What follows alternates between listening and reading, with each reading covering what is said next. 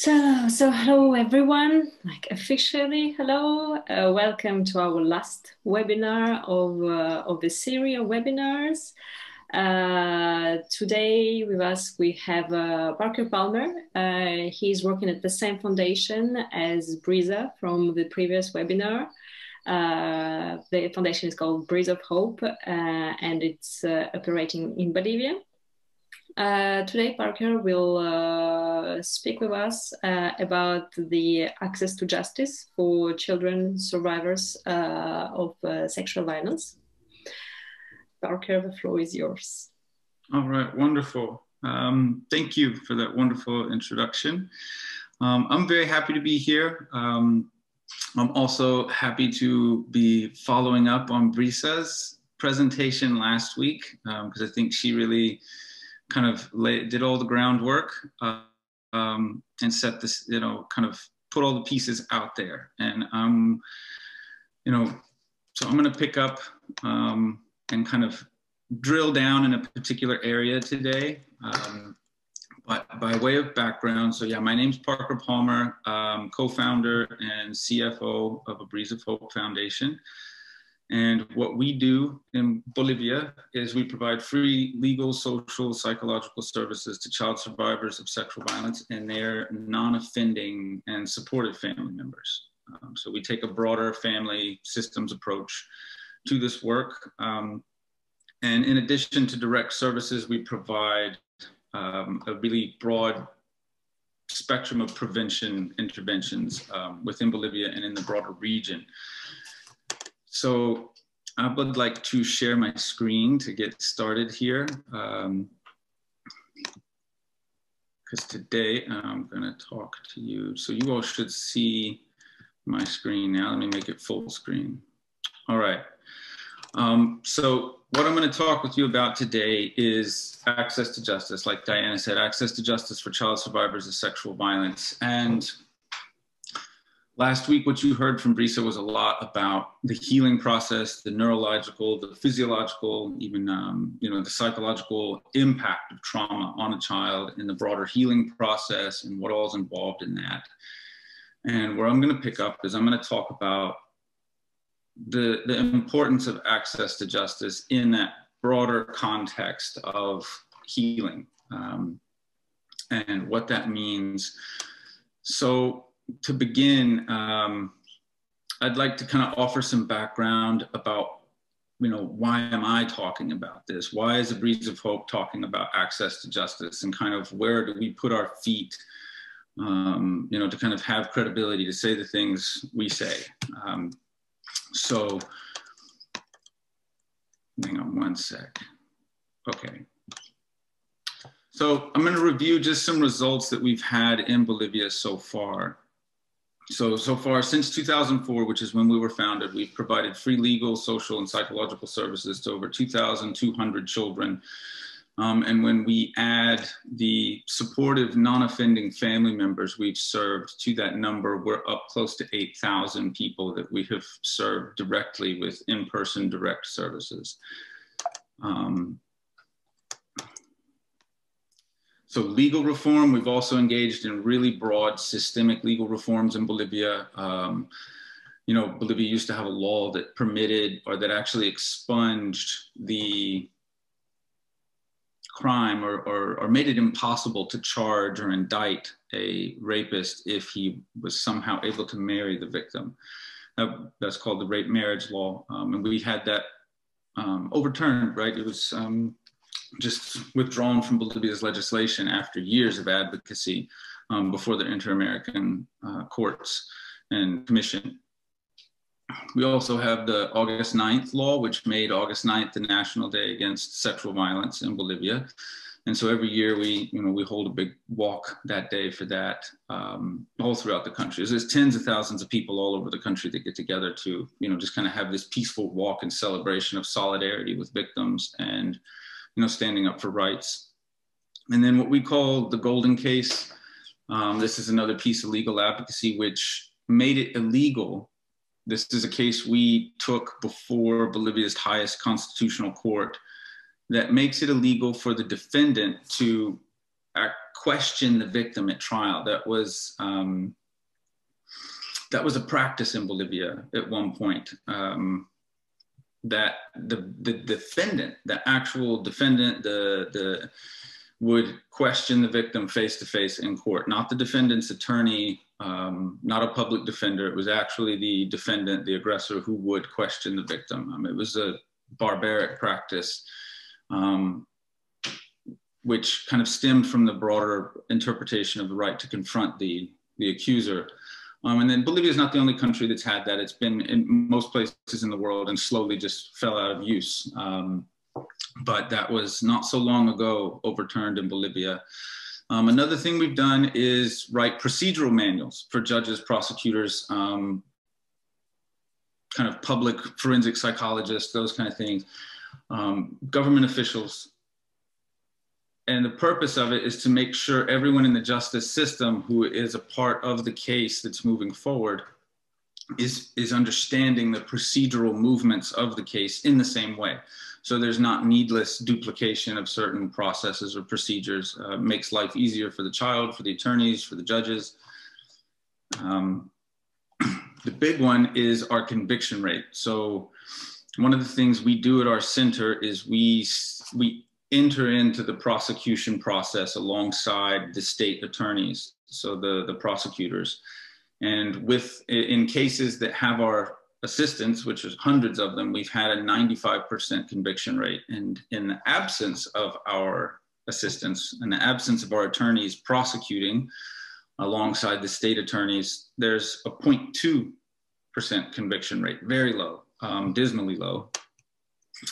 The other thing we do is we work with the day-to-day practices of judges, prosecutors, forensic doctors, helping them to understand trauma-informed, trauma-sensitive, child-centered ways to go about their work so that it's not a re-victimizing experience for the child to encounter these government officials. More broadly, we've trained over 120,000 people, and that includes thousands of government officials, again, on trauma-informed response to sexual violence awareness.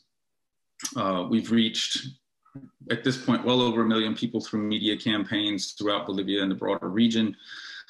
And we also have a safe organizations program at our center that focuses on helping schools, private businesses, government agencies to be safer in terms of not being sanctuaries for aggressors, right? Making sure that they don't have spaces or practices that make it easier for sexual aggressors to predate on children. So this brings us to kind of a quick recap of last week's presentation and this week's webinar. So last week with Brisa, you all focused on the blue circle for the most part, which was personal healing, non-offending family healing, education, economic independence, political participation, activism, access to justice. All of those pieces are really important for the healing process when we look at it from a broader perspective. This week, I want to focus more on prevention, which is the red circle. So our approach to prevention is really broad, and that we focus from the very beginning. So how is a child's upbringing, right? From the point of even when the couple or the mother finds out she's pregnant, how is that child treated? How does that child develop? The emotional bonding with that child, with the idea that one of the best forms of violence prevention is to ensure a healthy parent-child bond and to ensure that the family around that child has a secure emotional bond with the child. Because those strong, secure emotional attachments make it difficult for parents or caretaking adults to be violent toward that child in any way. The next piece of it, right, just going around the wheel, is training officials and professionals, students. And that is, again, to, kind of shape the way they think, deal with really prevalent myths in society about sexual violence, about the types of evidence we can expect when we're dealing with sexual violence against children. Another piece of our work is international advocacy, and this is where we are focused on international human rights law, bringing Bolivia's domestic internal legislation into compliance with the broader jurisprudence and standards of international human rights law. And then public policy and legal reform, that is more of a national level. I'm sorry.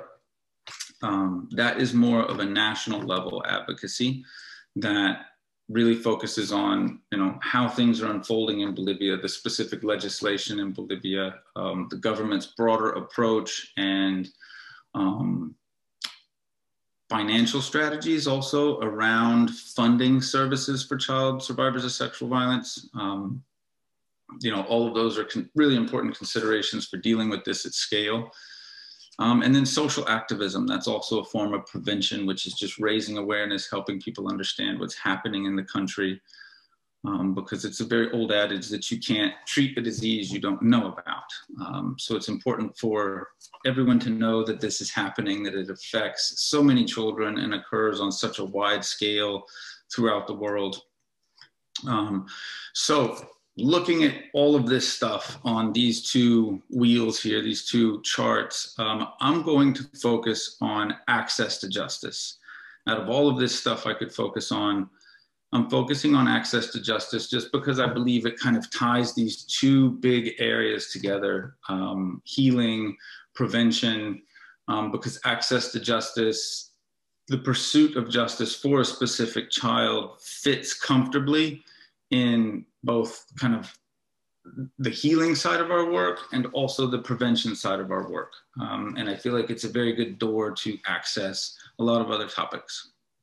So with that in mind, we have a lot of ground to cover. I'm gonna try to be paced in the way I'm dealing with this. And I would ask also if anyone is struggling to please, I don't know if Diana could interrupt me on behalf of the translators to say slow down or you're good, or if anyone has, I imagine we'll do questions at the end, but if something's confusing or doesn't make sense, please let me know. So the ground we have to cover today is access to justice. So we're going to talk about what it is, definitions, principles. Then we're going to talk about legal strategy. So how, as a Breeze of Hope, do we approach access to justice for children, the pursuit of justice in the criminal justice process? And then we're going to talk about how, as a Breeze of Hope, we overcome bottlenecks in the pursuit of justice. Because, as we'll see, when you are actively engaged in litigation, the time for broader systemic advocacy comes to an end, and you really just have to take the system as it is at that moment and make the best of it. And so how do we go about making the best of a very broken system? So first, access to justice. So what is access to justice? We hear that term thrown around a lot. And I guess it depends on your context, how much you hear it. But in my experience, I feel that the term is used so loosely that we're not quite sure what we're talking about often when we hear that term. And within the context of human rights law, it actually has a pretty specific meaning that has several different elements to it. And so this is how we think about it at a Breeze of Hope. So when, I want you to just imagine a family, a specific child. I like to try to make things personal. So imagine a child in your family, in your life that you have connection with. What would access to justice look like? What would it mean for that specific child? For the supportive family members who are there, trying to encourage and be an emotional rock for the child in those, terrible, terrible times that come, during sexual violence, active sexual violence, and recently disclosed sexual violence. So you know, this is where I start, is a definition. So access to justice is when a person or entity facing a legal issue has timely and affordable access to the appropriate level of legal assistance and a fair and efficient court or process to resolve disputes. So I'm going to stop and back up and look at some of these words. So access to justice, for it to be meaningful, it has to be timely, right? So a specific, you know, let's say Angela, the name of the child, she discloses, she goes to a center for help, or she tells the police, she tells the prosecutor, and there is no formal investigation, no charges are filed, there's no indictment for 6 months.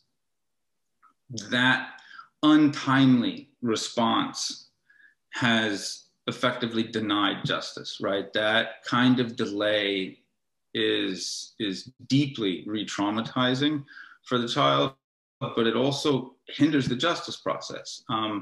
So things have to be timely. Also, I mean, in another set of circumstances, let's say everything in the beginning goes well, you know, Angela and her family and the attorneys and everyone reaches, you know, the point where there's been an indictment of the aggressor and now we're set for trial.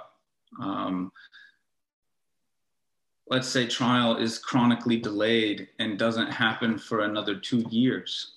You know, that untimely delay and it can fatigue the child. So for there to be access to justice, one of the first elements that we have to consider is it timely?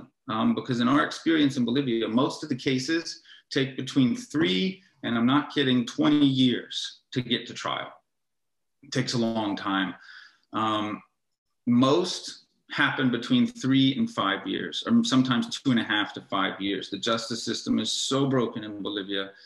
You know, that level of delay is unacceptable on every level. And then in many of the cases, we stretch beyond 5 years. And when we go past 5 years, it's very difficult to tell when it will be resolved.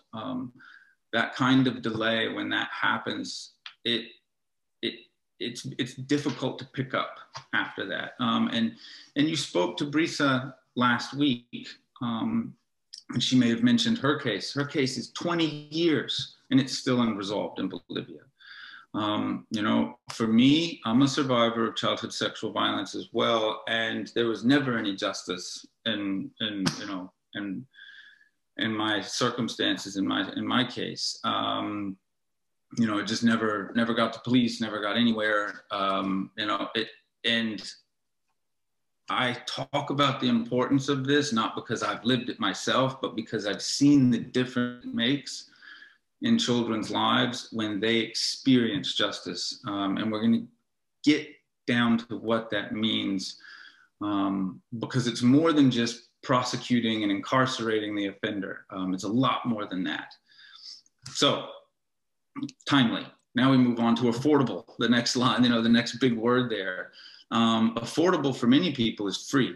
So that's what we focus on at our center in Bolivia. We make sure that the access to an expert level attorney is free, because otherwise many children just would never be able to have access to justice. Once the basic necessities are met, there's not any money left over to pay an attorney to push things forward. So that brings us to the next element, which is A, is the appropriate level of legal assistance.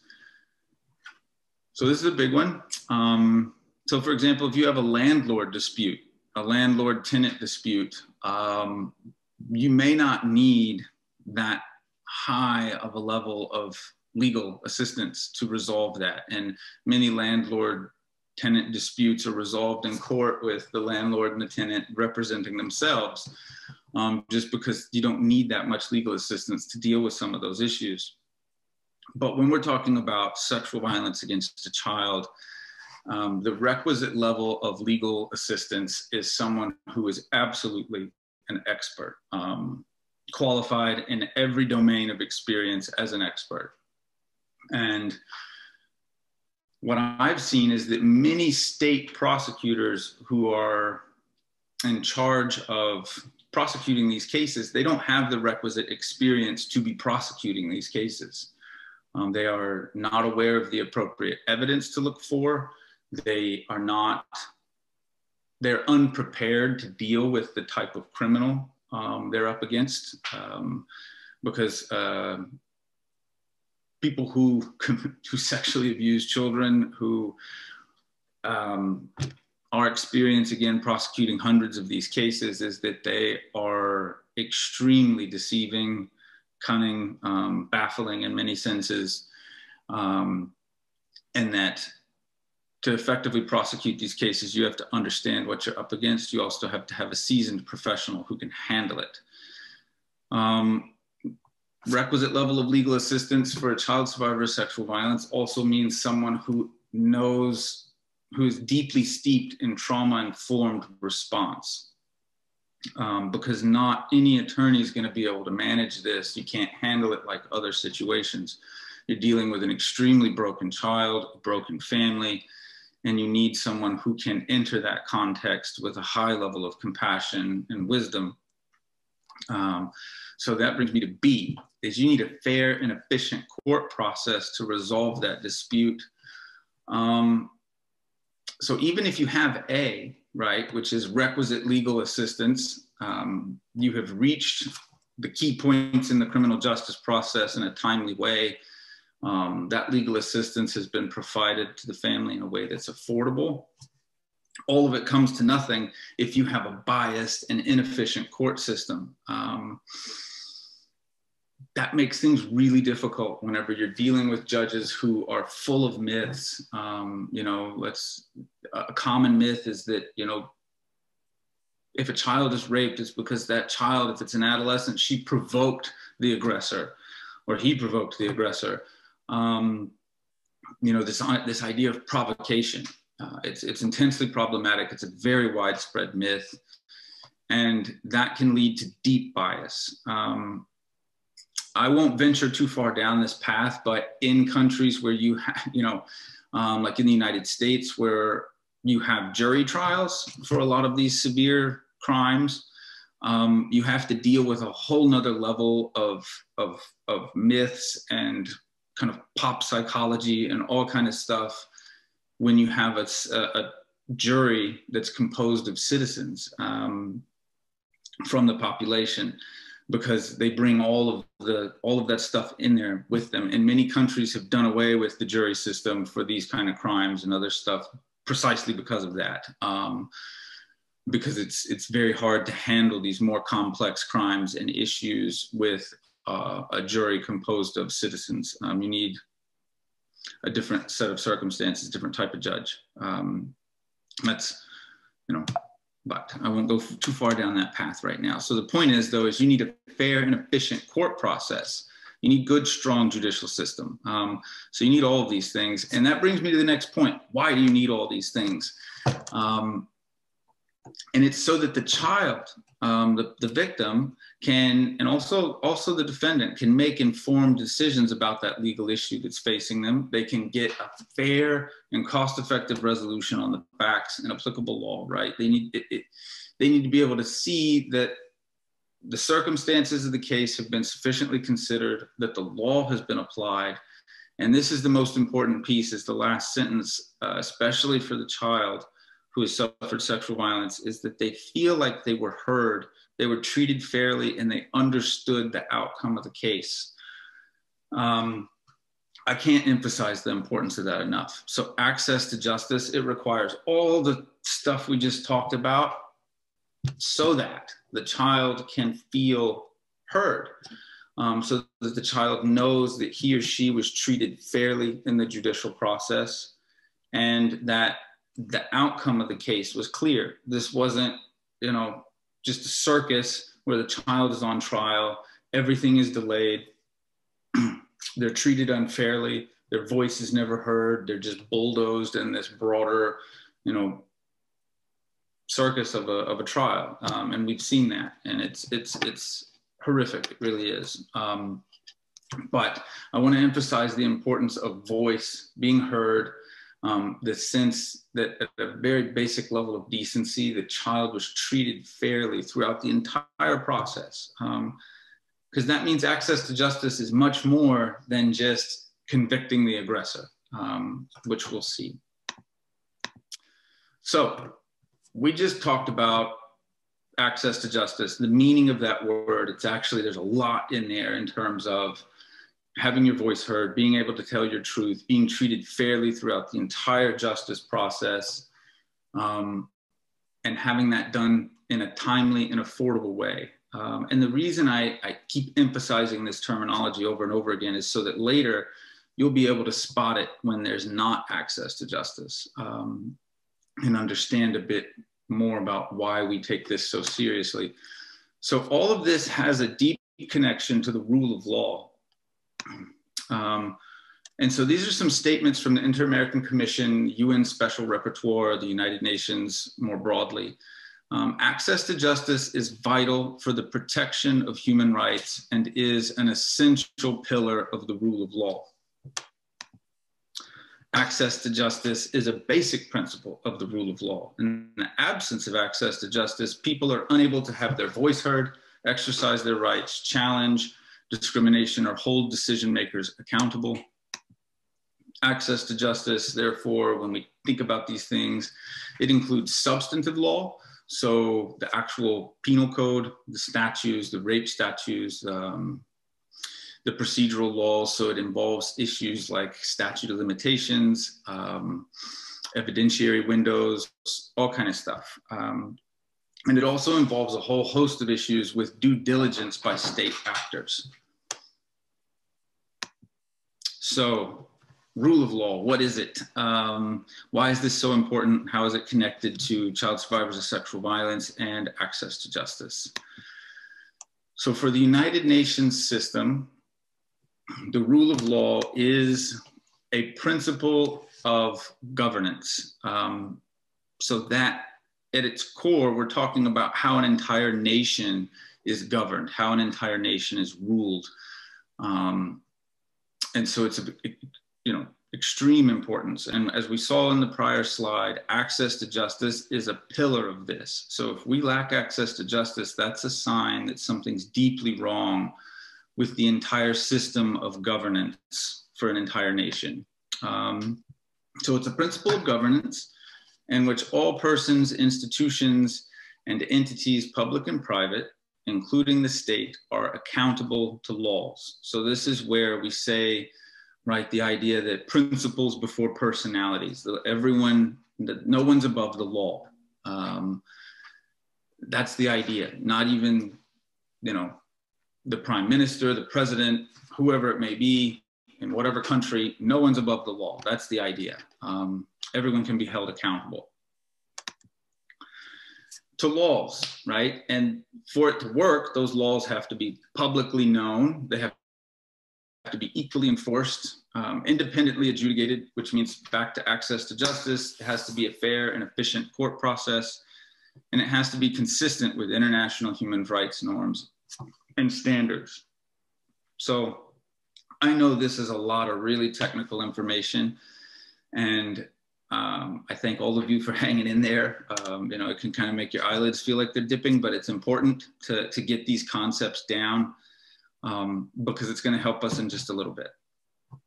So the rule of law is absolutely crucial. So now we've just seen access to justice, rule of law, and now we have what we need to start looking for denial of access to justice. So this is where, as a breeze of hope, we go into the courthouse in Bolivia. We are experiencing, active litigation. So we are involved in a case against, an aggressor who has sexually abused a child.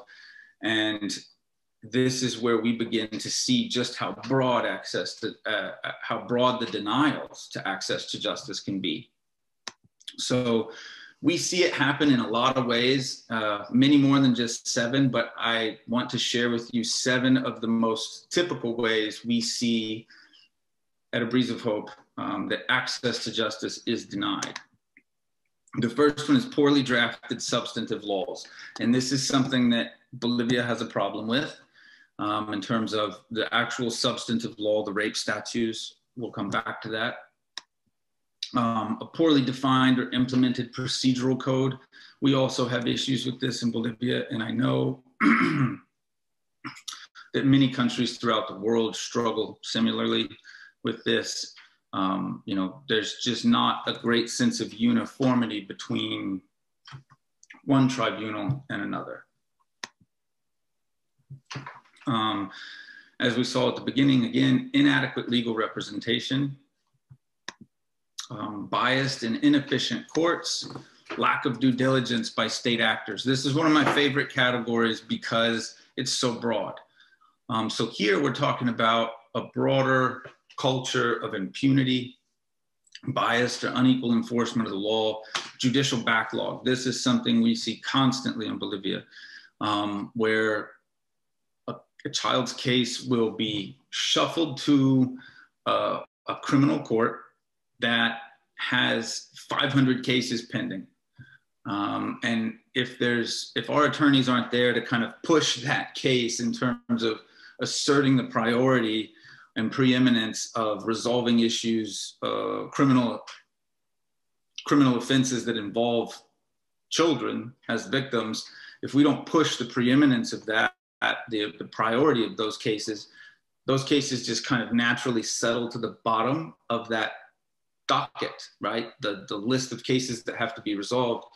And the reason I think they naturally settle to the bottom is because they're complex, they're hard, they're gut-wrenching cases. They're the kind of cases that just rip your heart out when you're, as a judge, dealing with them, when you're trying them as an attorney. So unless we're there to push them to the top of the stack, they can just settle at the bottom and wait indefinitely without being resolved. Due diligence also involves, when we see a failure in due diligence, that involves a generalized lack of enforcement throughout the country. Another category of due diligence, when we see its failure, is understaffing of the judicial system. So there's not enough courts, or there may be enough judges, but those judges don't have enough clerks to get all their work done. So I'm trying to be specific here. This is just because this is the stuff we see in Bolivia. Another one is intentional failure of the state to enforce the law. So for whatever reason, could be politically motivated, a prosecutor wants to keep their job,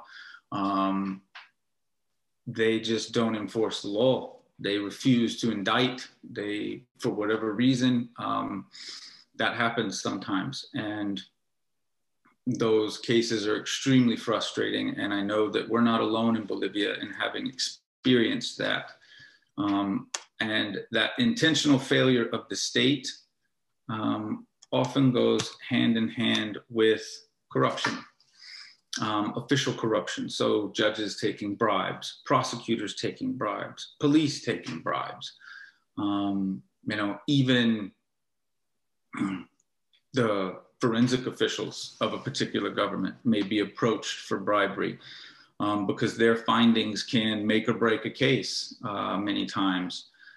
And it should not be that way, you know, but when you have a system that is just completely broken in every way, kind of approaching a weak link anywhere can derail the whole process. So I draw your attention to this stuff because as advocates like us at A Breeze of Hope, we have to know, and we'll get to this too later, we have to know the system we are in intimately. That means we have to know what tools are available to us.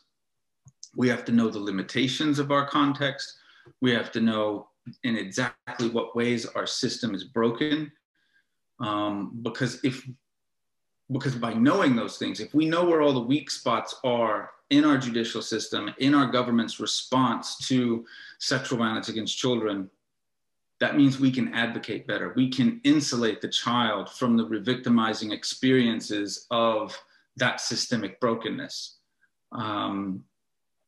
But if we don't know where all those bottlenecks are, if we don't know where all those weak spots are, we can't do anything about it. We can't protect the child from it. We can't plan for it. In many ways, at A Breeze of Hope, what we try to do is we try to get ahead of this stuff because we know we're going to experience a lot of it. So we have to be creative. So we'll circle back.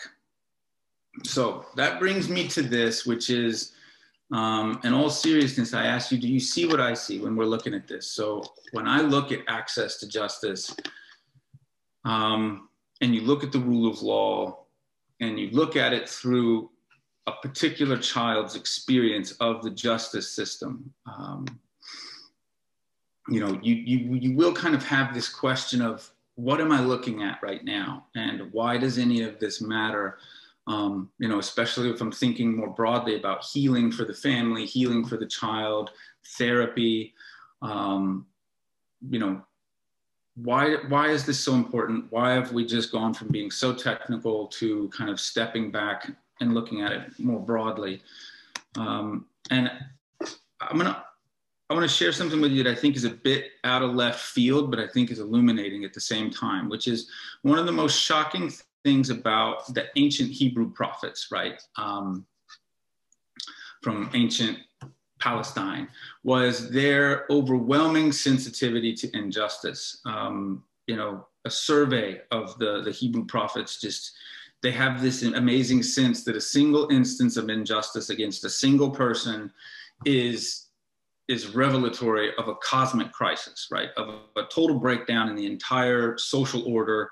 So a single instance of lack of access to justice for one single person is a sign that rule of law, that the sense that everyone is accountable, has fallen apart. And that's, at A Breeze of Hope, that's one of the things we see. We see these specific instances of sexual violence against children. It's the primary symptom that the very foundations of the rule of law in our specific country context are in jeopardy, right? They're crumbling. These are signals that something is deeply wrong at a broader systemic level and in terms of culture as well. So access to justice, I think, is really, we've reached the heart of the matter at this point. Because when you have something that is left so unresolved, a child's case is never prosecuted, there's never any closure, there's, you know, the perpetrator is never unmasked, that pain, that gnawing feeling, you know, like in my own experience, it never really goes away. There's never a sense of closure. There's never that sense that my voice was heard, my voice matters, I was treated fairly.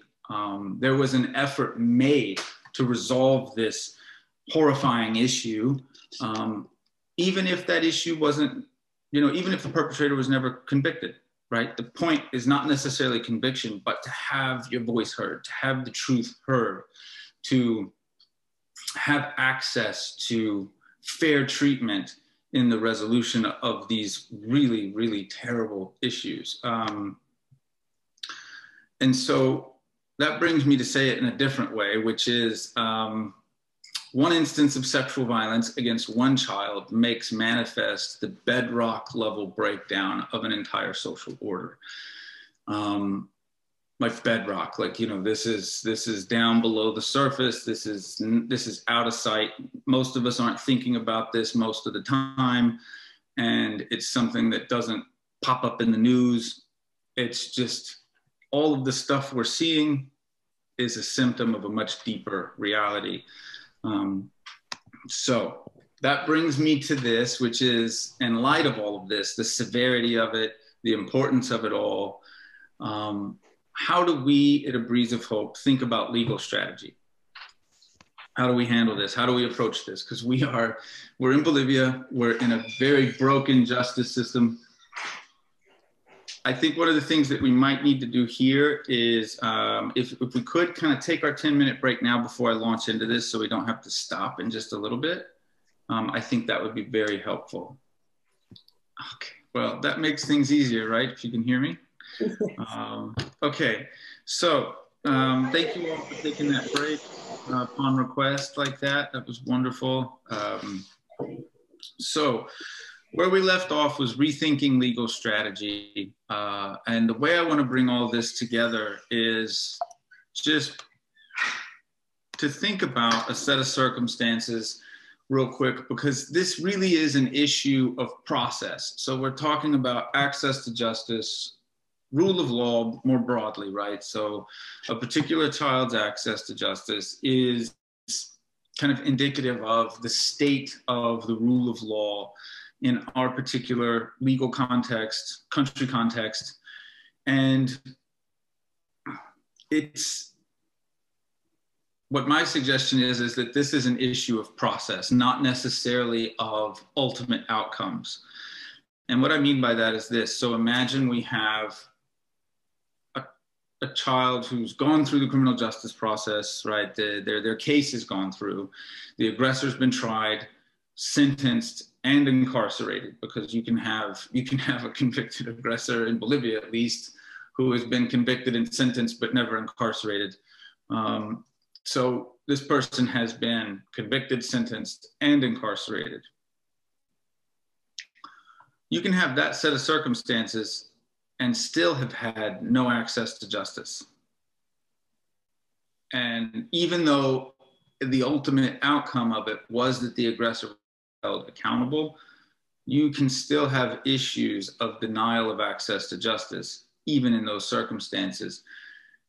And what I mean by that is that the trial process itself can be so intensely re-traumatizing and re-victimizing that, on top of the initial trauma of having suffered sexual violence, this child now has layers of kind of a compounded, complex trauma of having, relived this experience in the most horrible ways, with insensitive government officials, police who badger and victim blame.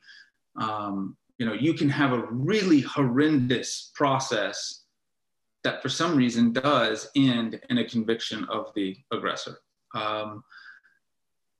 So the opposite is also true, that you can have a really good process, right? The child has access to adequate, in this case, expert legal representation. Their case is processed and managed in a timely way. Their access to that legal representation is affordable. Most cases, that means free.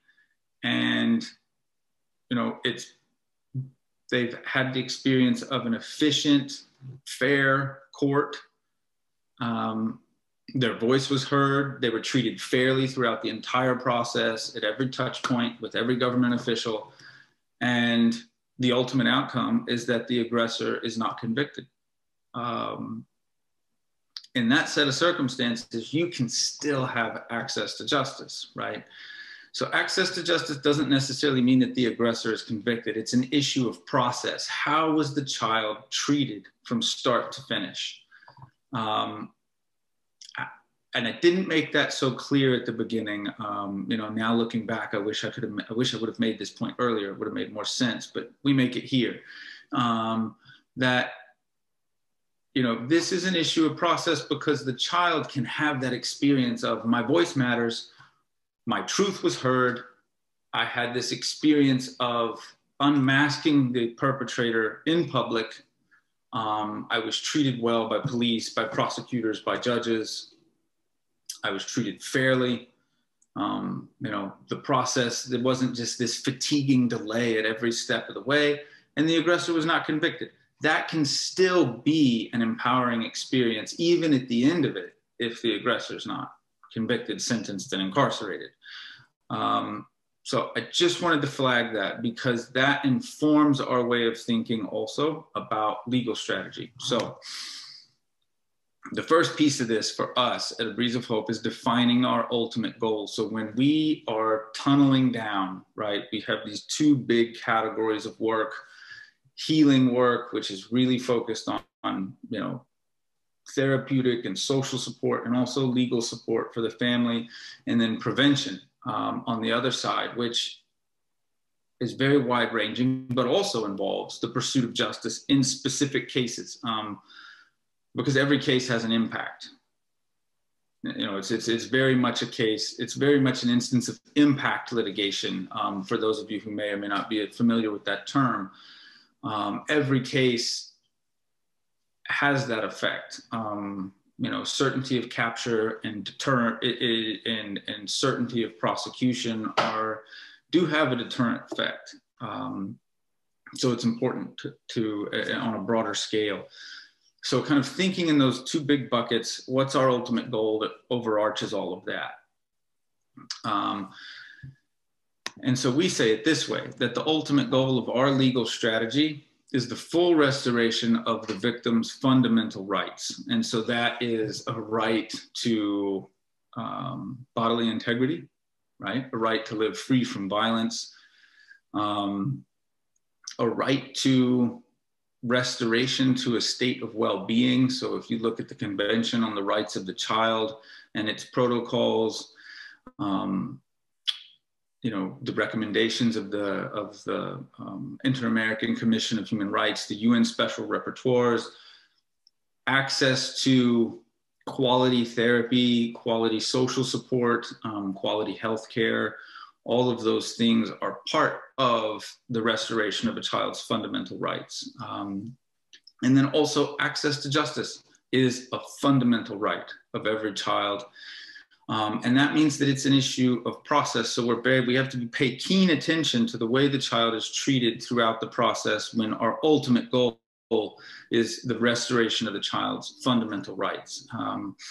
Because it's much more, I want everybody to just, I mean, that's the way we see it at Breeze of Hope. That's what I hope you take away. One of the points I really hope you take away with you today is that access to justice in the context of child survivors of sexual violence is much, much more than just the successful prosecution, sentencing, and incarceration of a particular aggressor.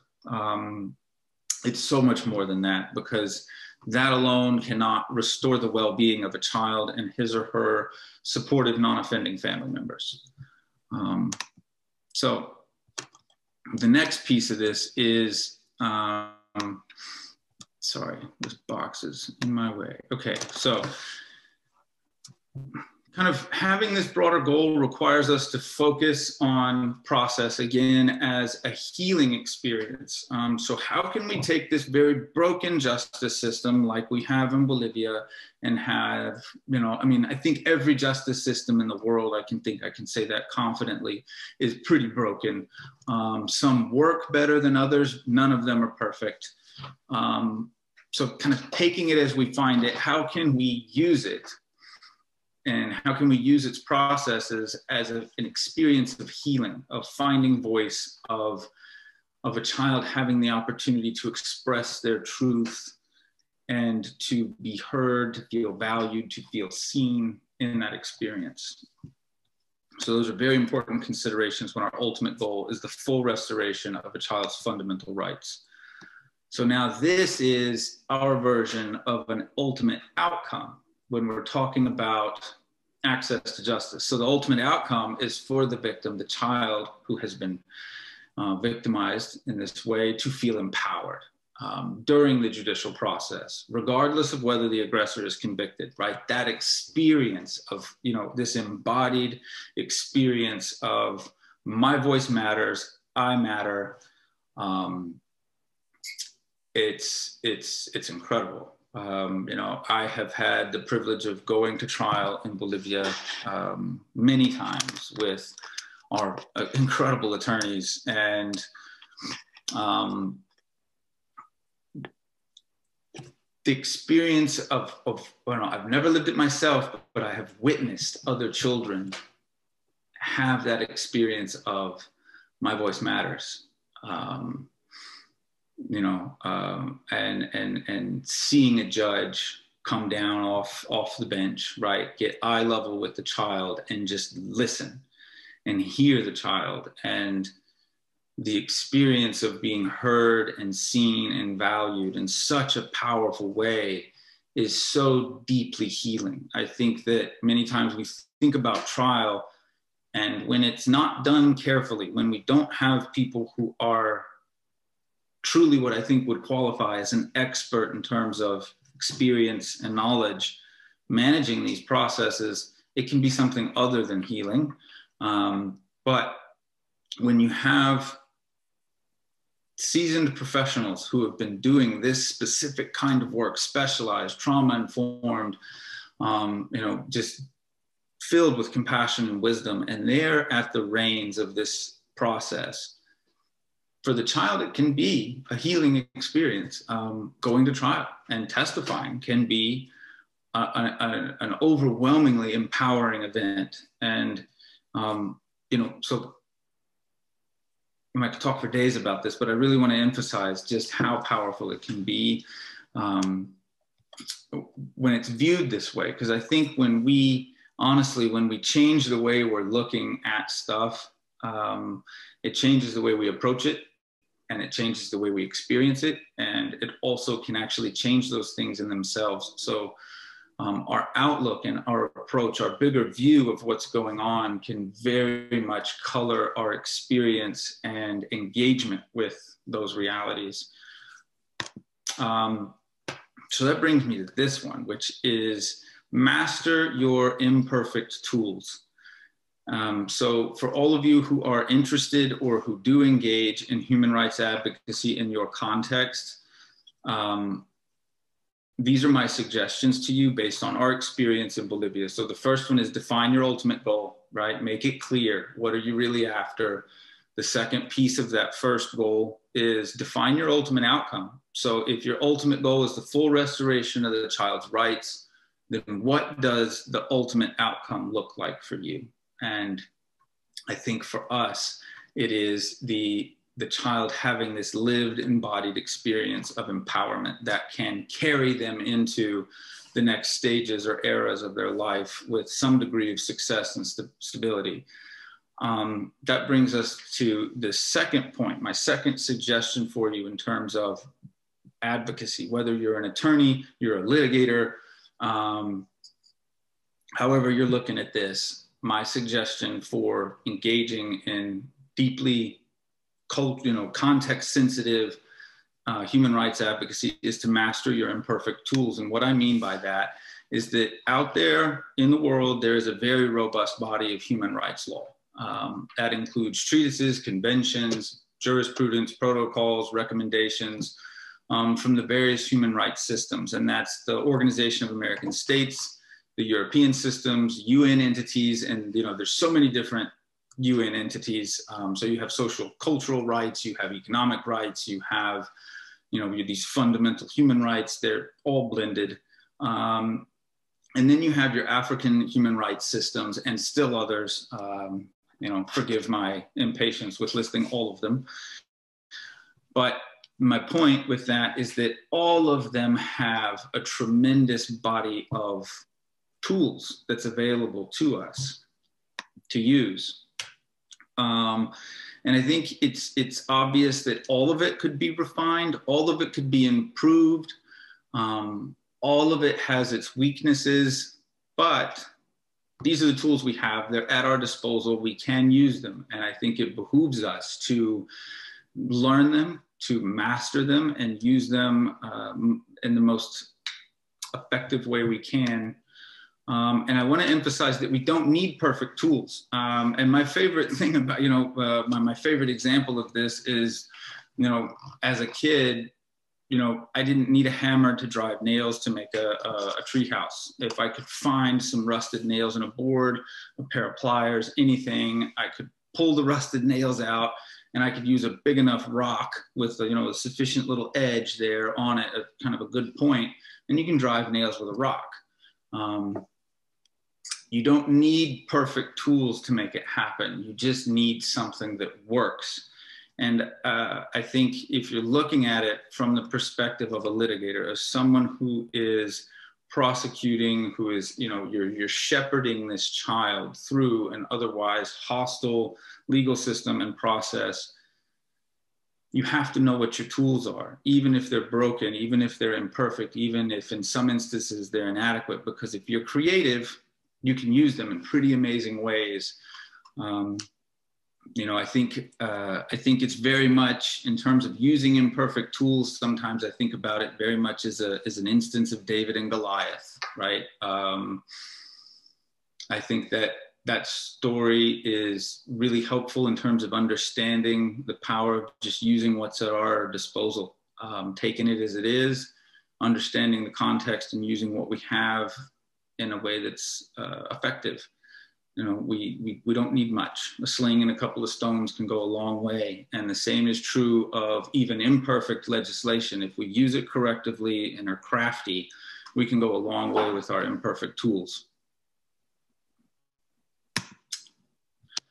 And this brings me to a point that has kind of seeped in for me over the years. And it's that we have flawed legislation in Bolivia, but something I've seen over the years in domestic courts in Bolivia is that the law evolves in its application, even when the letter of the law remains unchanged. So my favorite example of this is our rape statute in Bolivia. It requires that the state prove that there was physical violence, psychological violence, or intimidation. And I would say 12 years ago, the things we had to prove to meet the requisite standards for physical violence or psychological violence or intimidation, it was really kind of very barbaric expressions of those things. We're really looking for egregious physical violence, you know, someone, you know, putting a knife to someone's throat, or, you know, really dramatic examples were being asked for. But over time, that has changed till today, where we still have the same rape statute that still requires physical violence, psychological violence, or intimidation. But now the local judges in Cochabamba, after years of our advocacy and training and, you know, just litigation in their courts in front of them day in and day out, now, for example, they understand psychological violence and intimidation to be the grooming process, right? So aggressors will groom the victim for months, sometimes even years, until they have that child in such a place of vulnerability that there is no need for overt physical violence, for overt psychological violence, or, you know, overt express intimidation. It could be a certain movement of the head, or the aggressor may just touch a shirt in a certain way, and that is enough to signal to the child, you know, what's about to happen, and to place that child in a state of being completely paralyzed. And so the court's understanding or application of that law has evolved tremendously over the last 12 years. And it's to the point where, you know, I mean, I think another point to piggyback on that is, like, it makes it easier for us to change the legislation, because the court's understanding and application of that law has changed so much that it would be easy for them to rewrite the statute and say that language is now antiquated. We don't need that language anymore because our understanding of the crime itself has evolved. So for me, that's always a sign of hope that, again, we don't need perfect tools, because our understanding of the tools that we have can evolve over time. You know, when all you have is a hammer, you can get pretty creative and use it in ways that you may not otherwise use it if that's really all you have. So, you know, be encouraged in that sense. The next point that I bring up for everyone is to know your broader system of governance. So if you're going to engage in this is what we do in Bolivia. I want everybody to know and understand your system of governance. And that means there's really only two kinds in terms of how they treat human rights law. There's monist systems which is international human rights are incorporated into domestic legislation and form part of the legal framework that judges use in domestic cases to decide cases.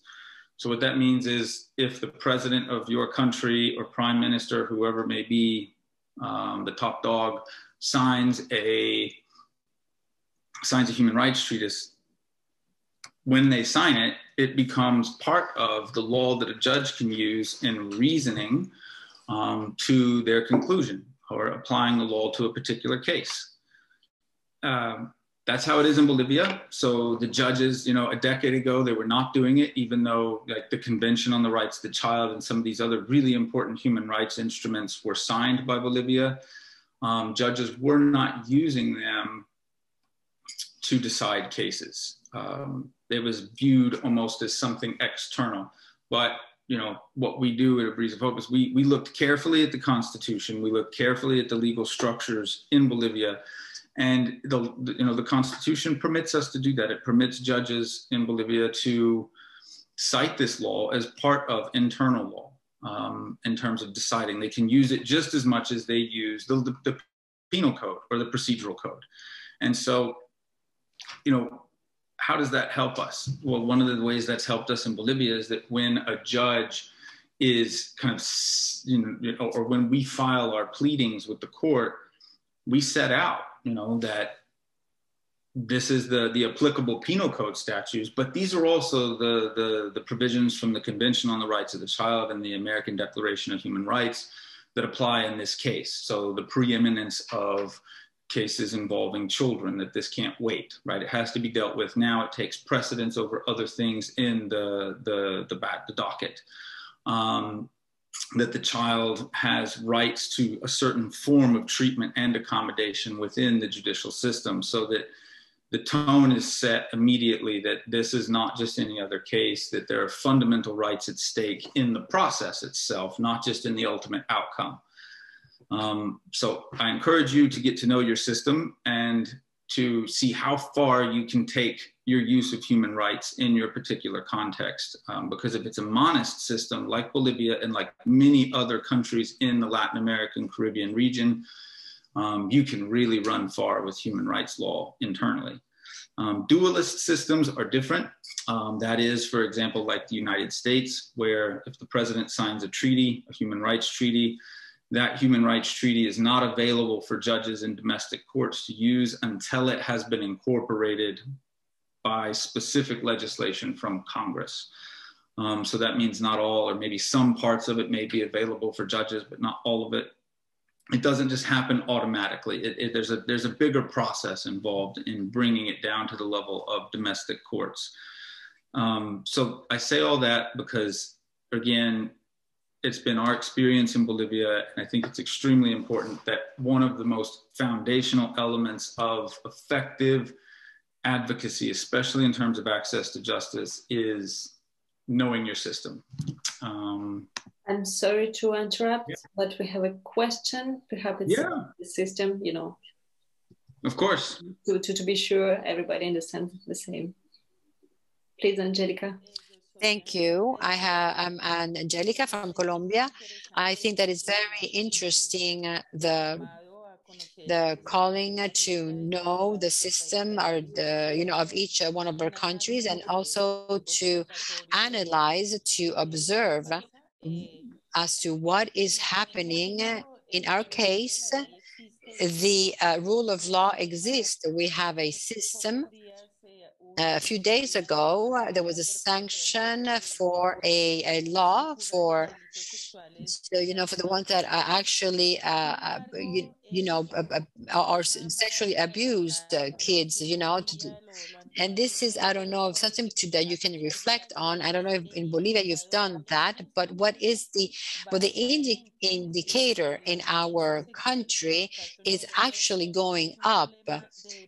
This problem in our country is also a mental health issue and public issue, because you know, there are different programs here. I mean, you can see, you know, the welfare of the children, and you know, this and everything that has to do with the protection of the kids in these cases. But I don't know if in Bolivia, or you know, of other countries, the relation of the sexual violence with the degradation of other conflicts, like in our case, you know, the armed conflicts, you know, in our country, in front of in Geneva, there is a systemic abuse, a sexual abuse in our country.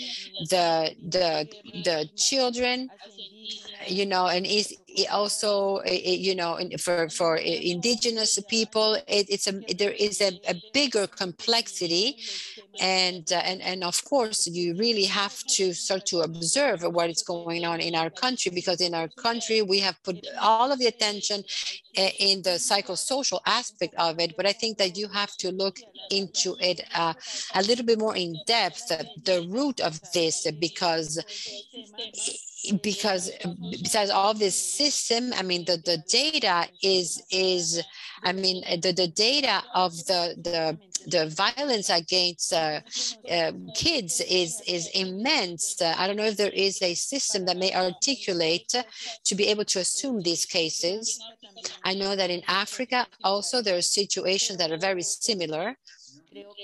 But I think that you have to put much attention in that topic, in the degradation of the conflict, and how to sanction the country, because really the reports from the organizations, of the children's organization, but the problem is not going down. So there is a topic there, an issue there, that you really have to look at it. Yes, I do want to answer in Spanish, because I've been thinking about the specific answer in the context, but I am going translated into French as well. So a couple of things. I think there was a couple of issues from what you said. I think that a couple of good observations there.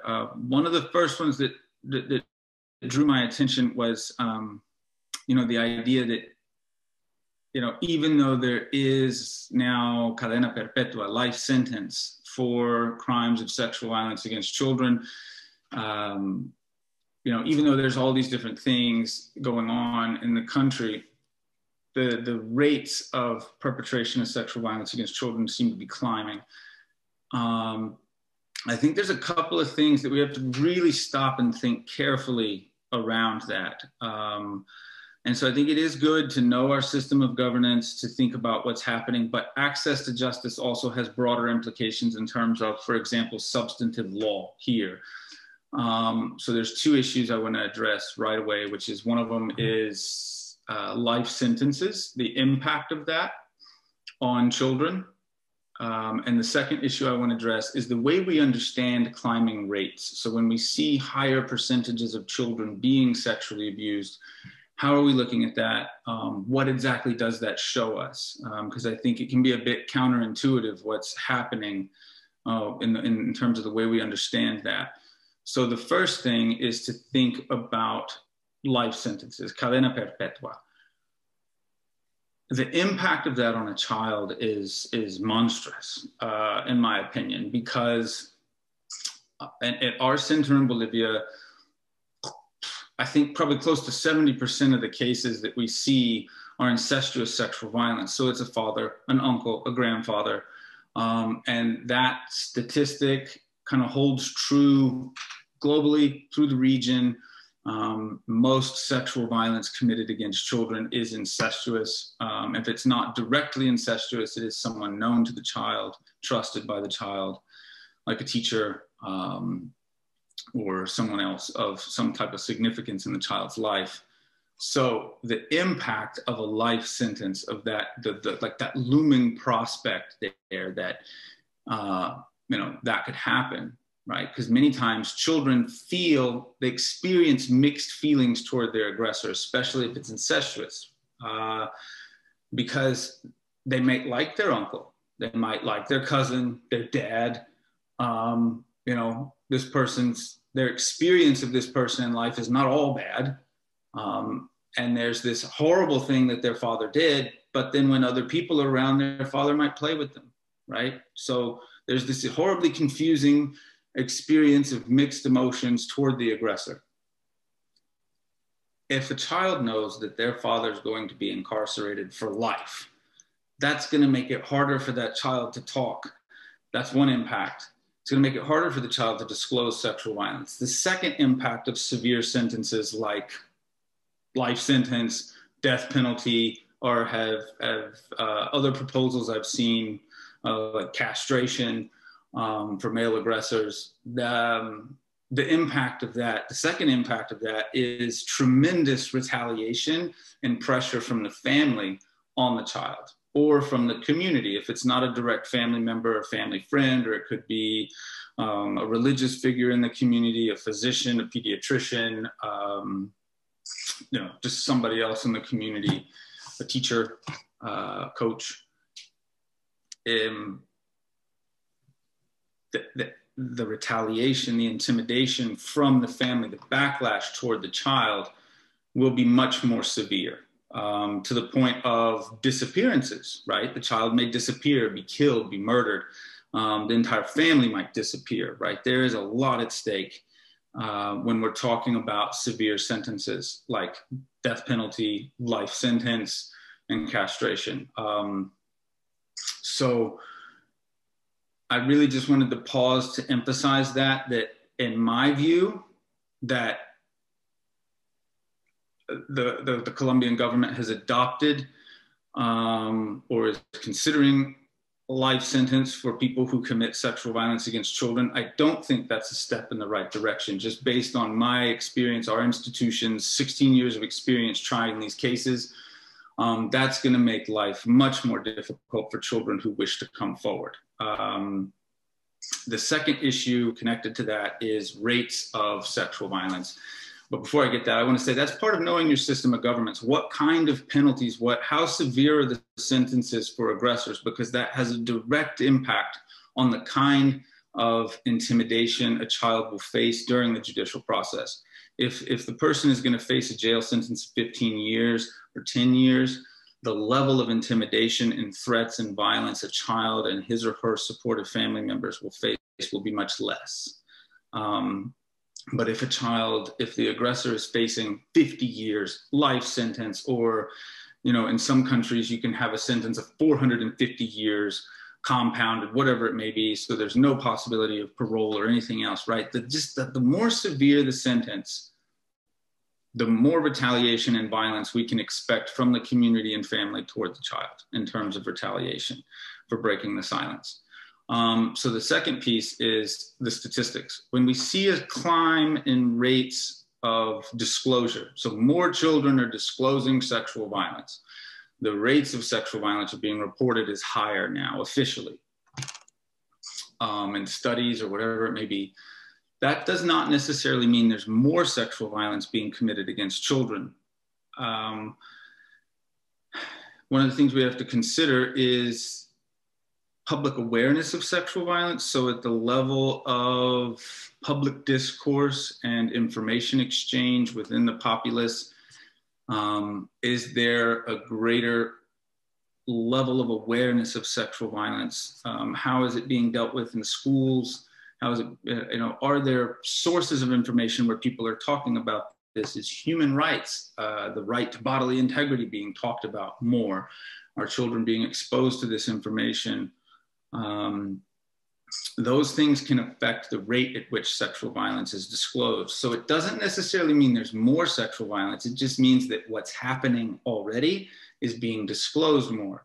So another way to say it is that the problem we were facing before was really just existing under the rug. It was hidden, it was out of view, it was occurring with horrifying prevalence, but the statistics were not reported.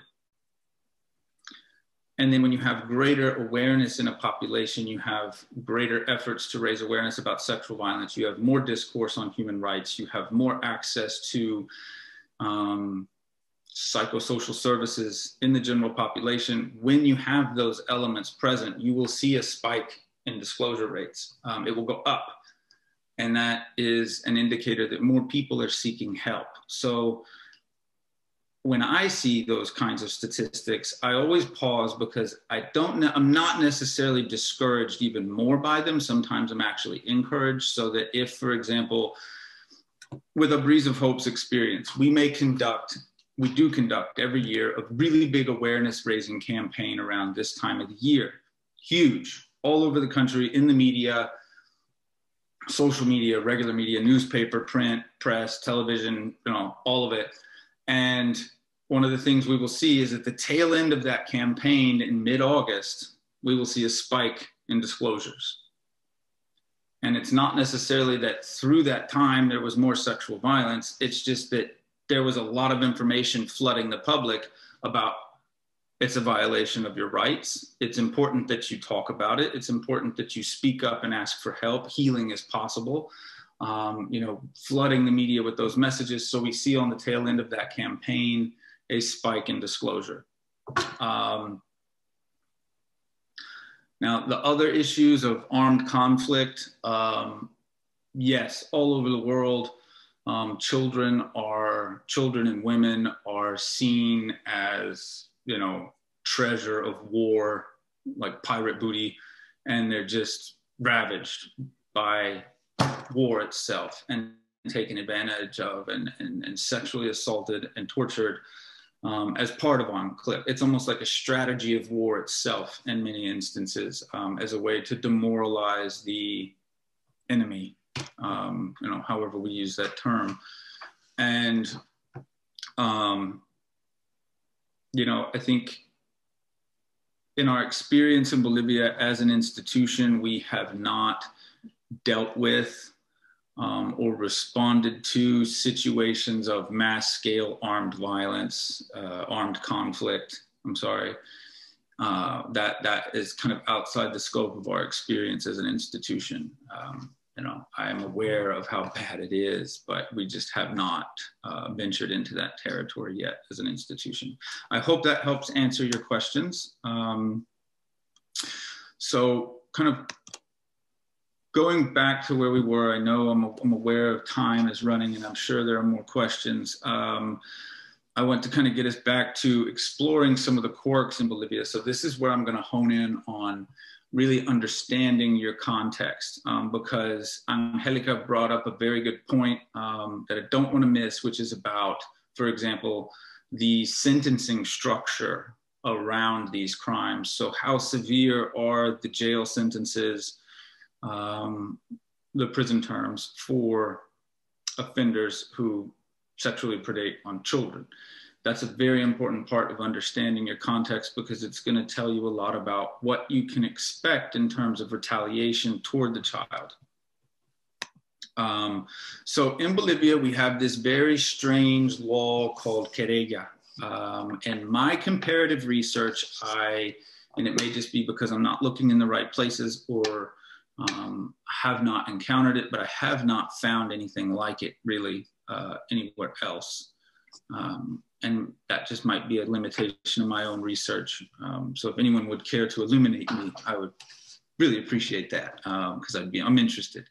But querella is this very strange law in Bolivia that's very useful too, where a private attorney can enter into the state's process of prosecuting and share the prosecutorial power with the state prosecutor, right? So offer opening arguments, call witnesses, manage the investigation, go all the way through the process, walking from collection of evidence to formal indictment of the offender, and all the way through sentencing and appeals, and just really manage it with the authority of the state. And I know that there's instances of special prosecutors who are appointed, but this is a bit different. It's it's not like the person is given that type of free reign, like a special prosecutor appointed for a particular purpose by the Department of Justice or by the district, the Attorney General, I'm sorry. It's a bit distinct from that.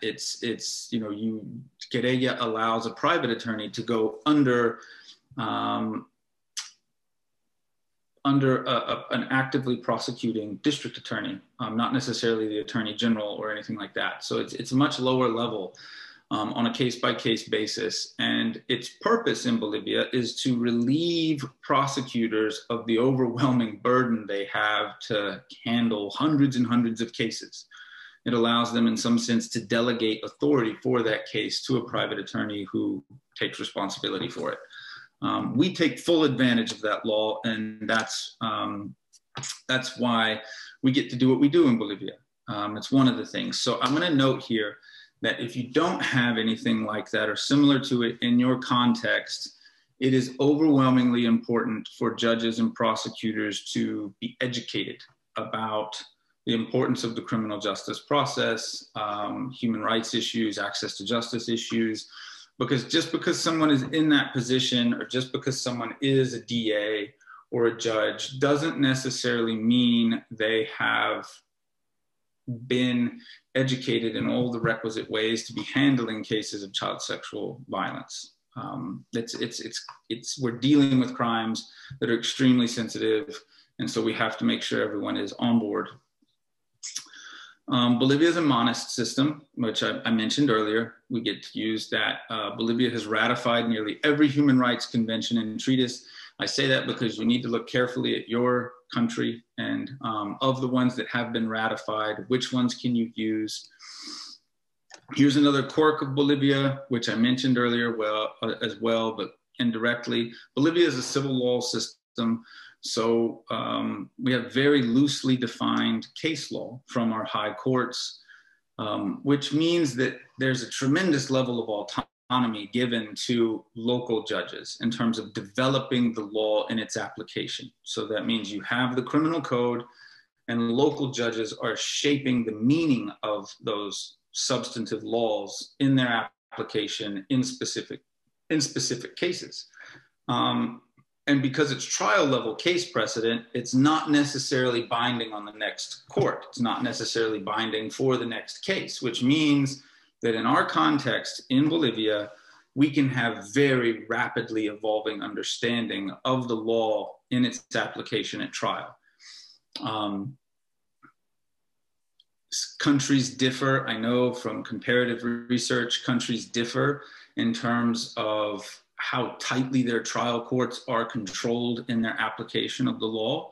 Bolivia's courts just happen to have the luxury. It's sometimes a mixed blessing, a blessing and a curse, of being very autonomous in their application and understanding of the criminal codes. That's right, the high degree of autonomy. All of this really just means that as a Breeze of Hope, we get to intervene deeply in the criminal justice and trial process, and we get to use human rights law to our advantage at trial.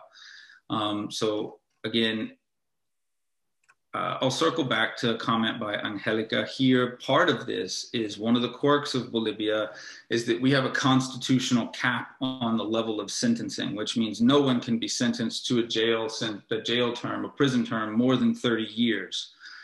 Not even for serial crimes. And if, so your maximum sentence is 30 years.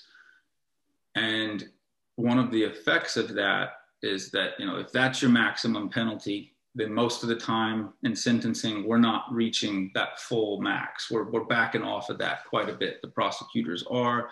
And the effect of that is that it creates a greater willingness in the population to come forward and speak, because you're not dealing with such severe, long-term, permanent sentencing issues that have effects of suppressing people who would otherwise come forward. There are some very interesting studies from around the world. I encourage you to get to know your context in terms of what kind of jail or prison terms are imposed after conviction in your context. because that's going to tell you a lot about the culture of intimidation and recrimination and retaliation against victims of sexual violence, but also other crimes who come forward. It's important to be careful and honestly sophisticated in our way of thinking about these things, because it makes a difference in specific cases and specific children's lives. It's really important. So I'm going to kind of try to go through this a bit quicker, but these are bigger points, bigger reflections. So I mentioned earlier at the beginning, we were going to talk about this, which is overcoming bottlenecks in the judicial system. So as litigators, when we get to trial, when our attorneys at A Breeze of Hope get to trial, and they're mixed up in this stuff nearly every day, because that's what all they do, is we have to take the justice system as it is, right? So parallel to this, in another set of activities, we do have systemic advocacy going on, and that's really important, and it has to happen. But when you're actively involved in trial, you have to take the system as it comes to you, right? We deal with the bottlenecks. We have to take them. We don't start addressing these bottlenecks by trying to change the justice system, because I mentioned this earlier too. There's no time for that. You're engaged in active, unfolding litigation at this point, and the stakes are high, and you can't take your eye off the ball to back up and do some systemic advocacy at the same time. So you got to really keep, focused. So if we're not trying to change the system at this point, which we do in other activities, and we have other teams, and we have our broader prevention strategies that are unfolding in parallel. But when we're talking about a specific instance of active litigation involving a specific child and a specific aggressor, how do we overcome the bottlenecks in the system? So that could be chronic delay. There's a range of issues. But what we do is we start with the supportive, non-offending family in the community. It's really important to build a broader base of support around the child who has disclosed, because fatigue is a major issue.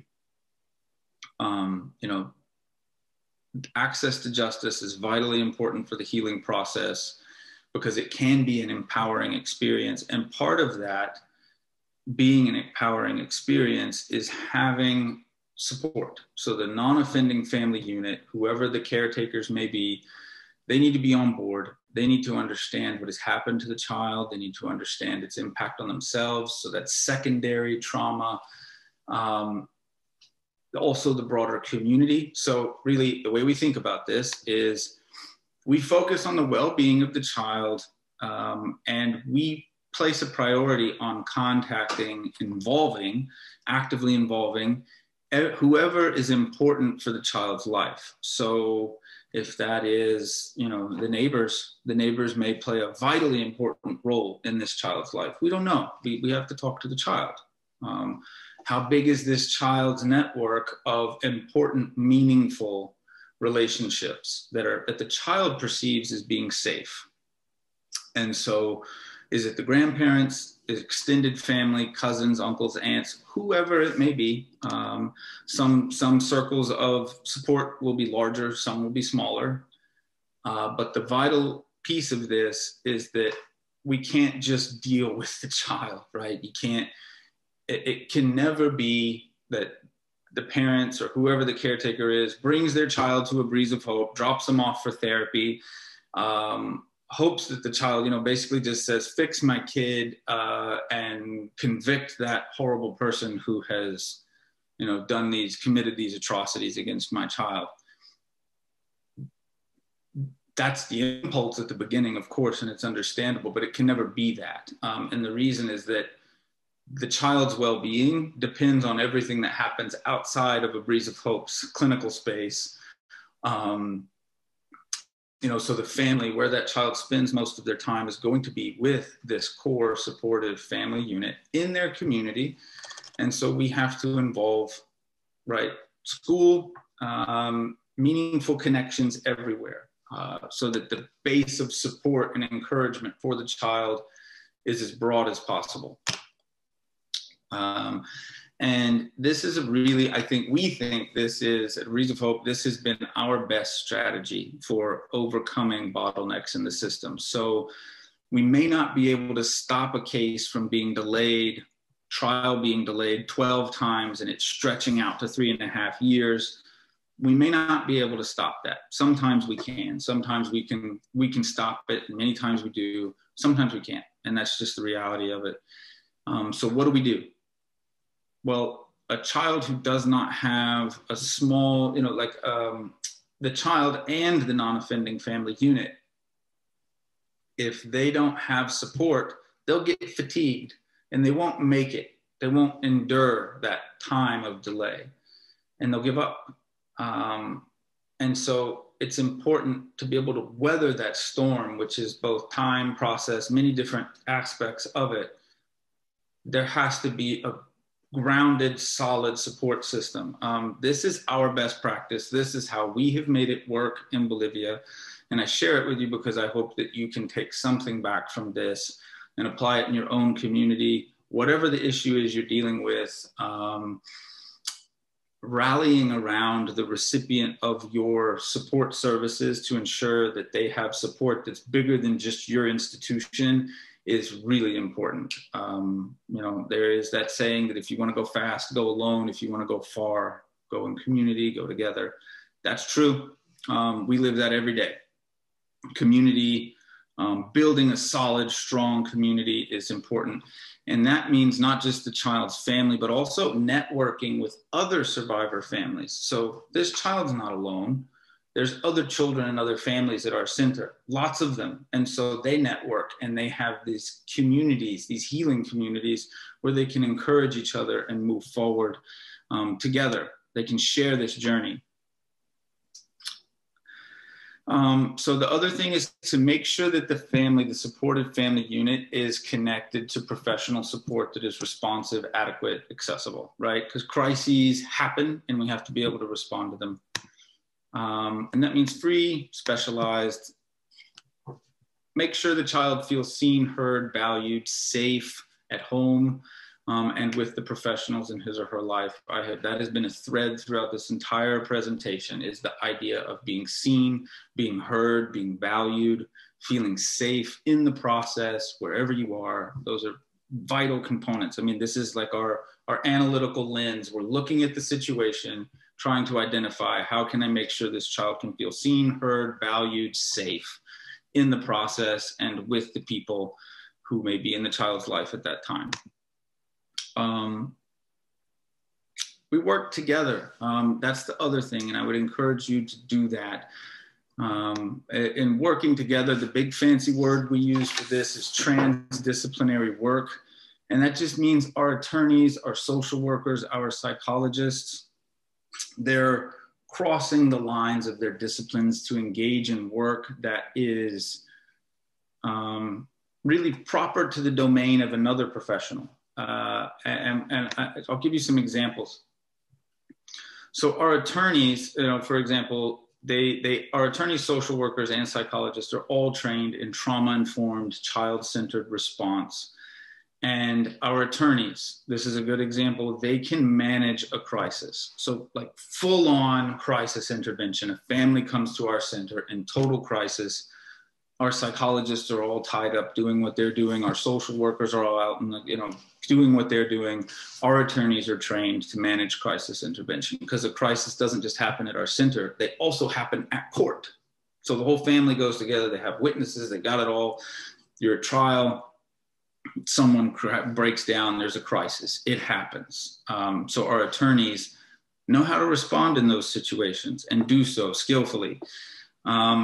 They also provide it's like an emergency group therapy support for not just the child, but the broader non-offending family unit. And I can't stress the importance of this, that attorneys, advocates in this area of work, you need to be able to wear multiple hats because stuff happens, right? I mean, you can have it all planned, and then you get to court, you get to trial, you're doing whatever you're doing, and the family was doing good, and something triggers the child. Could be anything, the smell, the level of humidity in the room, the odor, something happens that triggers a memory, that triggers something.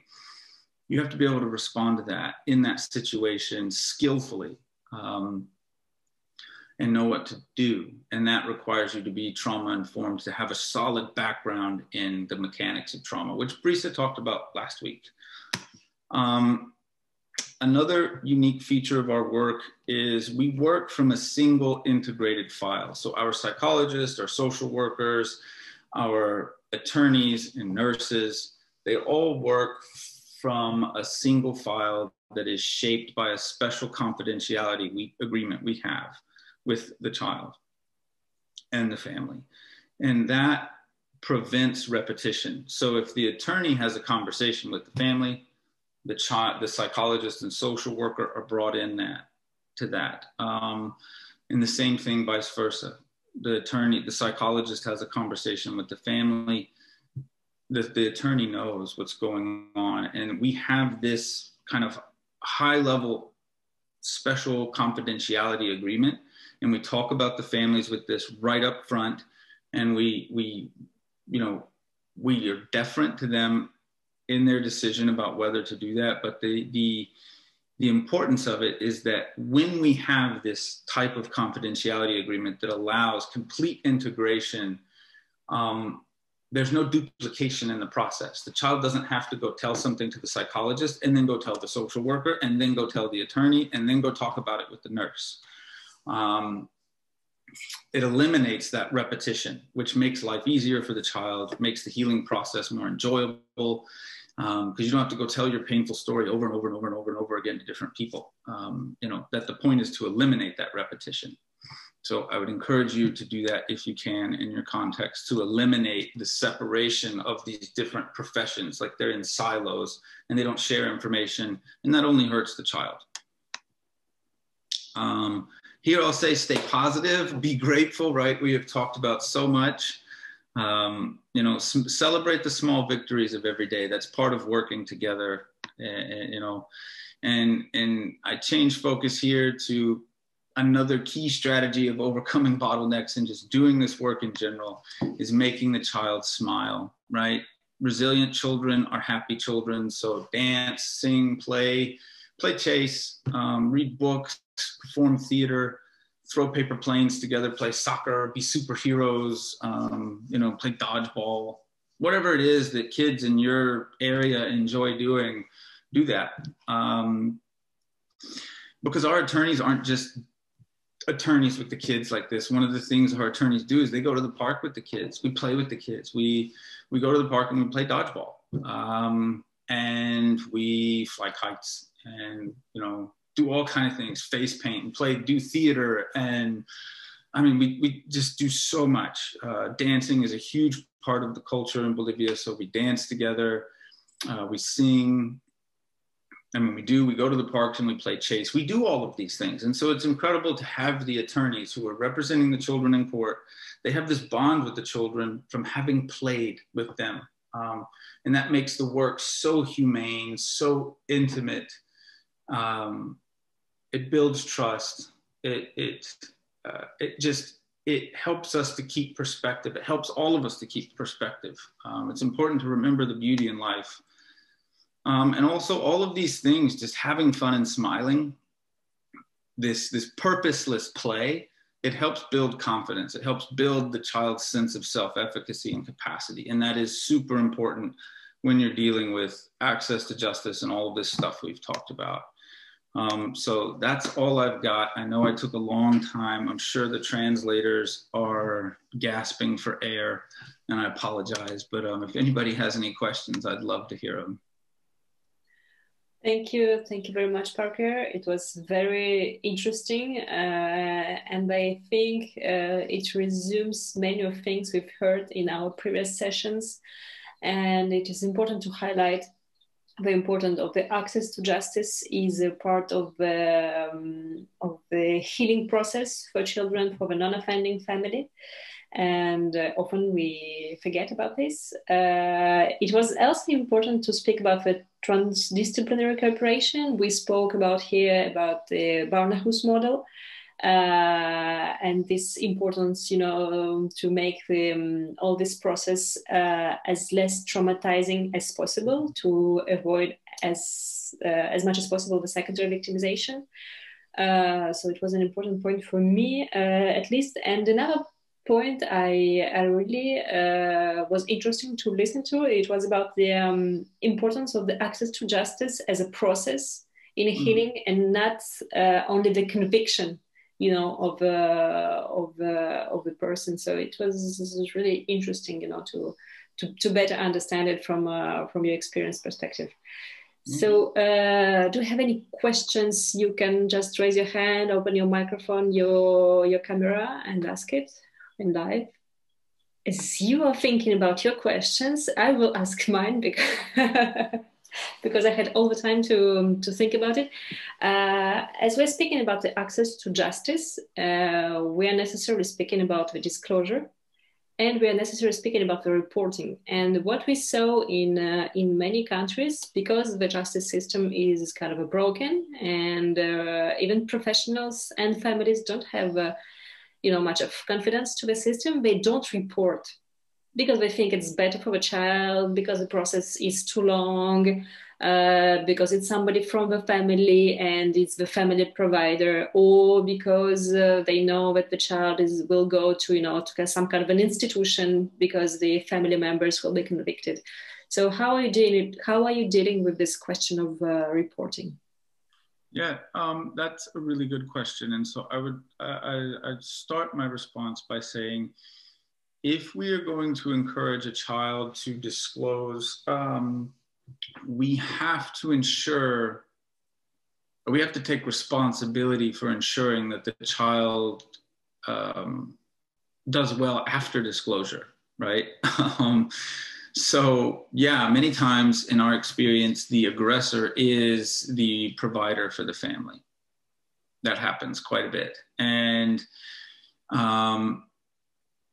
one of the things we do at our center is we also have a refuge home, right? So if we encourage a child to break the silence or encourage a family to come forward, we have a refuge home, and we also have vocational therapy, vocational assistance. So helping the supported family develop job skills that they may need, because when the aggressor is also the one supporting the family economically, there has to be, we have to make sure there's a process of building the skills, the economic independence skills for that supported family unit quickly. Because otherwise we are making their horrible situation worse. And we don't want that to be their experience of seeking justice and healing, is that this was a mistake. We don't want them to feel that ever. So the other thing we do is we work with the police a lot. We really work closely with the police. We try to work with high-level officers so that we can have an impact on kind of the brigades of officers under their control. And so there we're working with, how do police, when someone comes to the police and discloses, how do the police respond? Because that can be a tremendous deterrent, especially if the police say something stupid, which it happens, they do, you know, it has happened in Bolivia as well, it happens. And the police say something like, well, you must have done something to bring this on yourself. You must have done something. What were you wearing, right? Like they ask really, really bad questions, you know, or if they, you know, if it's an uncle or what, there are just so many circumstances where the police, or it could even be the prosecutor, say something that's inappropriate. So one of the things we do is we encourage them, you know, basically training judges and police officers and prosecutors is vitally important in terms of ensuring the integrity of the disclosure process. Good morning, Diana. Good morning. Thank you for this very interesting day. I was reflecting on the process of access to justice in situations where the teenagers are actually implicated. That's very important because for Colombia, it's been very important, for example, that 2 days ago, like a very important event, it it was defined, the life sentencing was defined for the rapers. So, and for the Colombian, it's very important, you know, after the promulgation of the Constitution. So this is we went forward in a very significant way in Colombia, where we will have process that have some connotations, of course, because let's say that some of the judicial system in Colombia, because of this change, this sanction from the president 2 days ago, perhaps we'll have the option to revise the sanctions, but it's not going to be a sanction for less than 50 years. So I think that Colombia really reached a very important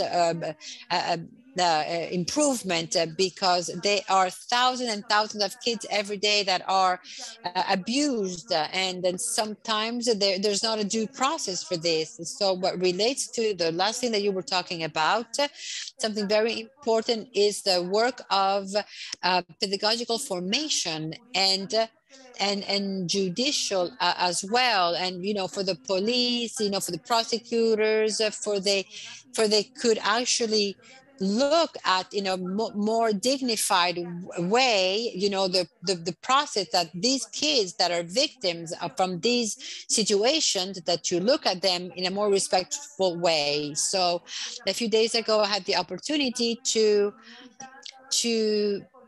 actually train like 500 students, police students, and then you see the formation of the police, and so you need to be close to that. Like we are in this sector, pedagogical sector, and so we have to guarantee and we have to sensitize, you know, for example, that the police and the different actors that really need to go through very dignified process of accompaniment of kids and teenagers who are victims of abuses. So thank you so much. Thank you so much. We have so much to think about to keep working. And I just wanted to say this, you know, that this is just happening in Colombia, this sanction that came from the president. But now the work that we have to sensitize, to actually distribute this information, to go through a due process, and because to make sure that the kids and the teenagers are actually, they can feel accompanied and not judged. And that's what I wanted to say. So thank you so much, because this is a challenge from here on. We have a very big challenge. Thank you so much. To again express my concern with the institution of a life sentence, cadena perpetua, just because I do understand it in terms of a sense of retribution for what has happened to the child. But one of the things that still concerns me is the impact in terms of increased retaliation and increased violence or disappearances for children who come forward, for victims who come forward, because now the stakes are much higher in terms of what the aggressor faces, or what the family as a whole faces, and the deeper motivations for retaliating.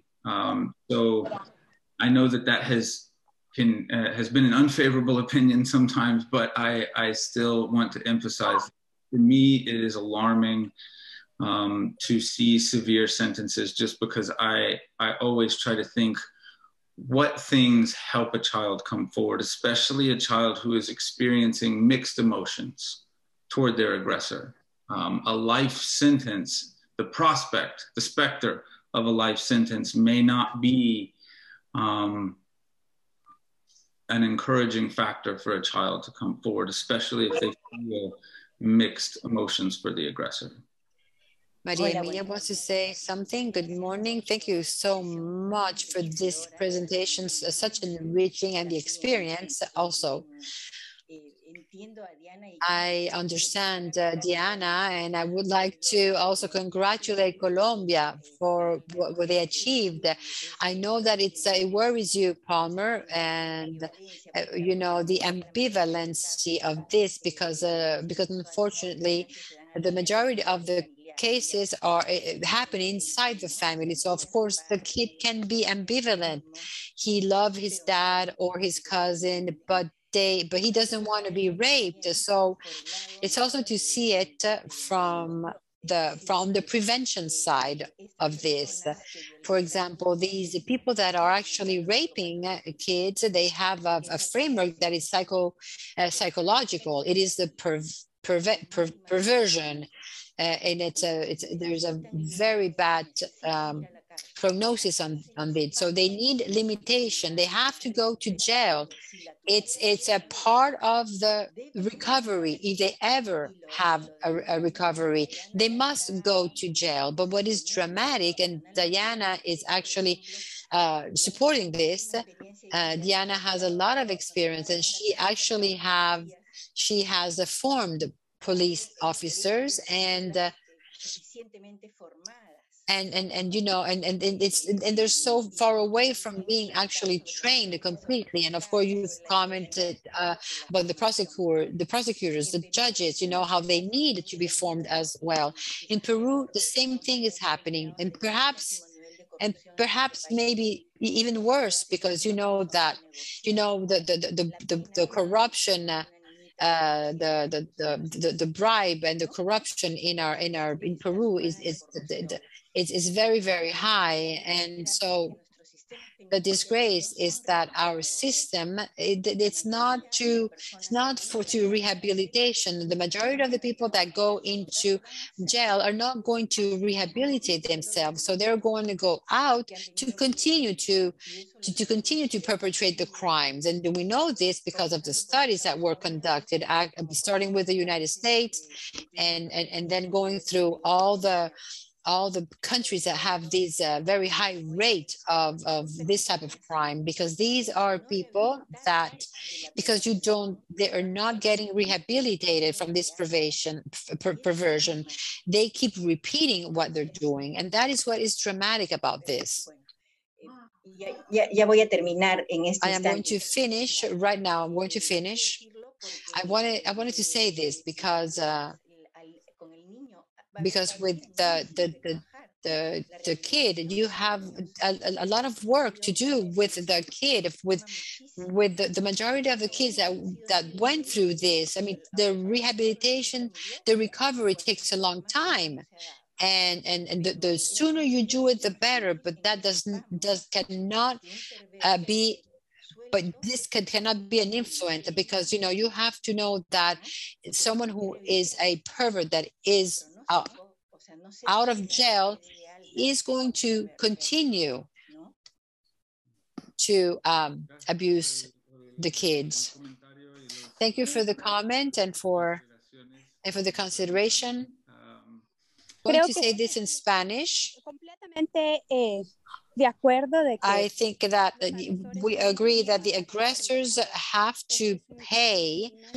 This is a type of crime that we know that is one of the highest one, that they get out of jail and they continue to abuse. And personally, you say, you know, these people that have the capacity to destroy the life of a kid for the rest of their lives, I mean, they have to pay for the rest of their lives. So one of the problems that we are having is that we know that 63 to 70% of the kids that actually go through sexual abuse, they go through this within the family. And we know that 70% of these kids never break their silence.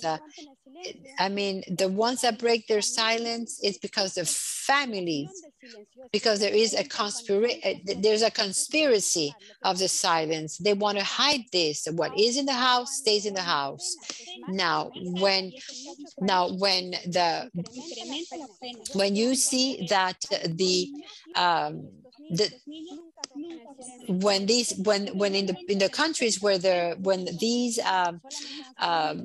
the justice is higher, when they have to stay more in jail, you see that this will reduces the possibilities that the aggressors, how sure it is that I'm going to go to jail?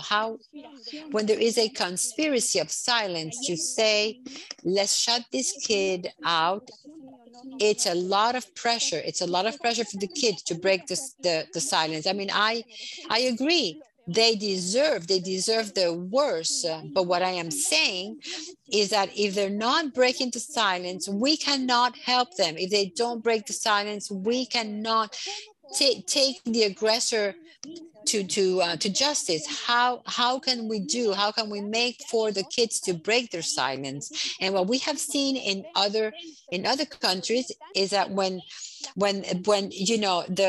it is so severe, the convictions are so severe, the family actually, they try to keep the kid in silence because what we want them to talk. We want them to break the silence because we want to bring that person to justice.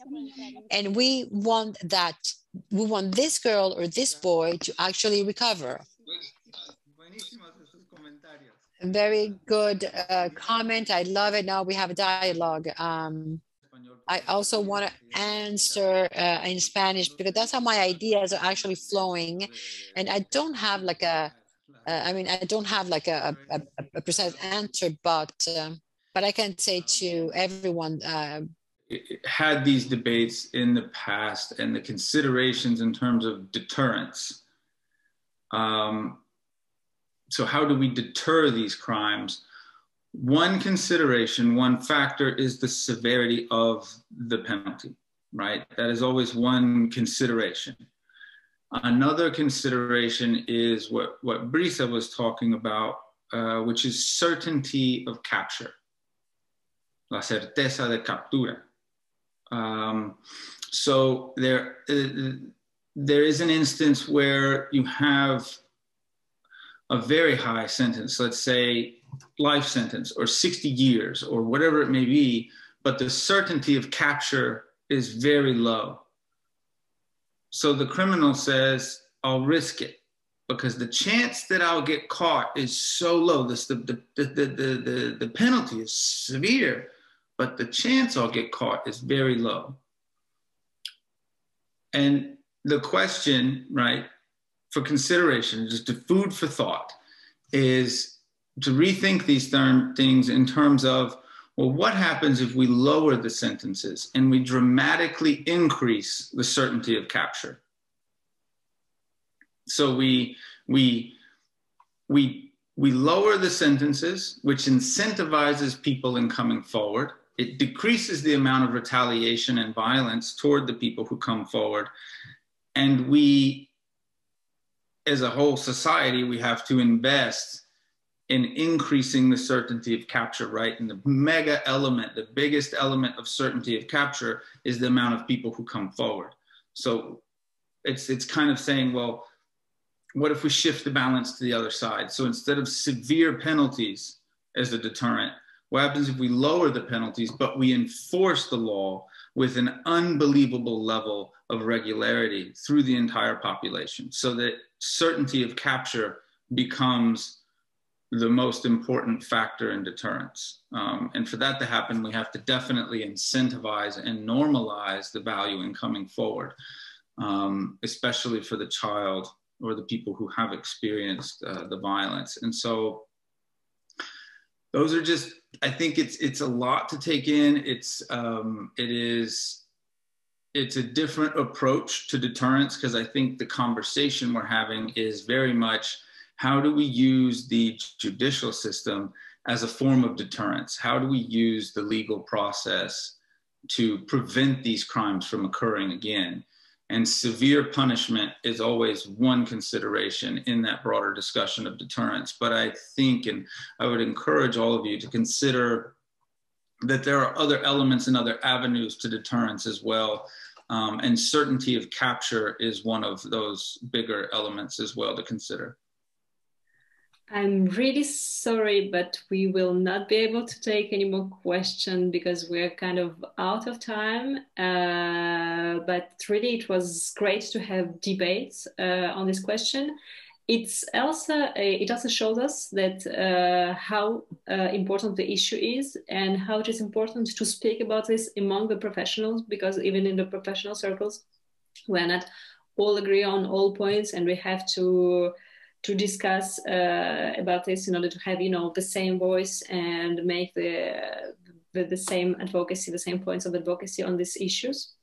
Bridge of Hope Foundation really is very open for sharing the experience, as I understand. So do not hesitate to contact them. I'm sorry to saying this from your side, but I'm sure you will enjoy sharing your experience. I see that there are some few more questions. You can write to me, and then I write them to Parker, and I'm sure he will answer them. I don't know, Parker, if you want to close the session with some words. Yes. So just thank you all for your time, for your willingness to, voice your opinions. I love that everyone shared your perspectives, and not just an abstract perspective, but your embedded perspectives from Colombia, from Peru, from your different places where you're living. I think that is so valuable, and I do wish that we could just continue talking, because these are very important conversations to have, because they impact people's lives. And I hope that whatever anyone took away from my presentation today, I hope that the one thing I hope that sticks in your mind is the need to think very carefully about these issues when we are engaged with children who have suffered horrible crimes. And when we step in when we intervene in their lives, we have to think extremely carefully about how we do that. And we have to be careful about exactly how we go about it, right? So to think carefully and to act carefully, and to do so with compassion and wisdom. I think that's what we try to do at A Breeze of Hope. And we, like Diana said, we are very happy to share our experience with you, and hope that can be helpful and enlightening to your experience wherever you are in the world. So thank you so much for letting me share, and for your patience in listening. Thank you. Thank you very much, Parker. Thank you very much, Brisa.